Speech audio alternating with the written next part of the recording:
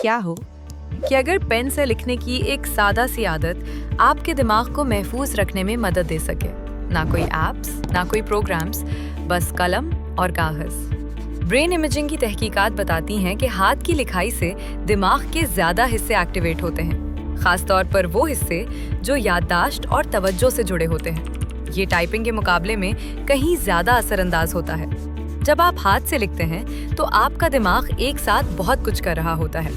हर हर्फ की मंसूबाबंदी, हाथ की हरकत पर काबू रखना, अल्फाज और जुमलों को याद करना और ख्यालात को तरतीब देना, ये सब मिलकर कॉग्निटिव रिजर्व बनाता है, यानी दिमाग की वो सलाहियत जो उम्र बढ़ने के साथ भी उसे मजबूत और मुस्तहकम रखती है। बस रोज के चंद मिनट, एक सादा और आसान सी आदत, और दिमाग के लिए बेहतरीन फायदे।